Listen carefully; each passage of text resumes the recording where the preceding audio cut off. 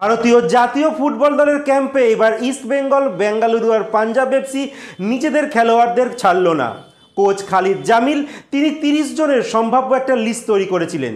তিনি চেয়েছিলেন এই সমস্ত খেলোয়াড়দের নিয়ে বেঙ্গালুরুতে একটা ক্যাম্প করবেন, যেখানে ইস্ট বেঙ্গল, বেঙ্গালুরু আর পাঞ্জাব এফসি খেলোয়াড়রা কিন্তু যোগদান করেনি।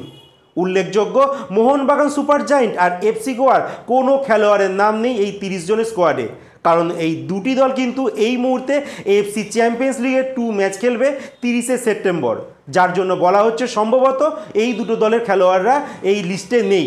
যেখানে কোচ খালিদ জামিল চাইছিলেন যে আগামী অক্টোবর মাসে 9 আর 14 তারিখ সিঙ্গাপুরের সঙ্গে ভারতীয় ফুটবল দলের এএফসি এশিয়ান কাপ কোয়ালিফায়ারের ম্যাচ রয়েছে, প্রচণ্ড ইম্পর্টেন্ট ম্যাচ। এই ম্যাচে যদি ভারতীয় ফুটবল দল পয়েন্ট লস করে তাহলে কিন্তু বিপাকে পড়তে পারে ভারতীয় ফুটবল দল, যার জন্য তিনি চাইছিলেন একটা ক্যাম্প অনুষ্ঠিত করতে, যেখান থেকে খেলোয়াড়দেরকে সংঘবদ্ধ যেন করতে পারা যায়। আর সেইটার জন্যই কিন্তু তিনি খেলোয়াড়দের চাইছিলেন। সেখানে একমাত্র বেঙ্গালুরু এফসি খেলোয়াড় গুরপ্রীত সিং সান্ধুকে দেখা গেল এই ক্যাম্পে যোগদান করতে। পাঞ্জাবের কিন্তু কোনো খেলোয়াড় যোগদান করেনি, কারণ তাদের ম্যানেজমেন্ট খেলোয়াড় ছাড়েনি। ইস্ট বেঙ্গলেরও কিন্তু কোনো খেলোয়াড় এই ক্যাম্পে ছাড়েনি, কিন্তু ইস্ট বেঙ্গলের কোচ অস্কার বুনোস তিনি জানাচ্ছেন এই মুহূর্তে তিনি খেলোয়াড় ছাড়বেন না, কিন্তু জাতীয় দলের খেলার আগে তিনি খেলোয়াড়দের ছেড়ে দেবেন। কয়েকদিন আগেই আমরা দেখেছিলাম কাফা নেশন কাপের জন্য মোহনবাগান সুপার জায়েন্ট তাদের একটা খেলোয়াড়কেও কিন্তু ছাড়েনি জাতীয় দলের জন্য। তারপরও কিন্তু জাতীয় দল ভালো পারফরমেন্স করে দেখিয়েছে কোচ খালিদ জামিলের নেতৃত্বে।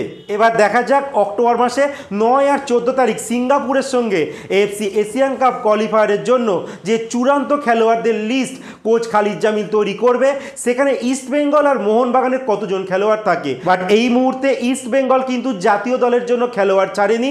দেখা যাক, কোচ তো বলেছে জাতীয় দলে খেলার আগে তারা খেলোয়াড় ছেড়ে দেবে, সেই দিকে সবার নজর থাকবে। তার সঙ্গে মোহনবাগানের উপরেও নজর থাকবে। কোচ খালিদ জামিল যে চূড়ান্ত খেলোয়াড়দের লিস্ট তৈরি করবে, সেখানে মোহনবাগান খেলোয়াড়দের তিনি সুযোগ দেয় কিনা।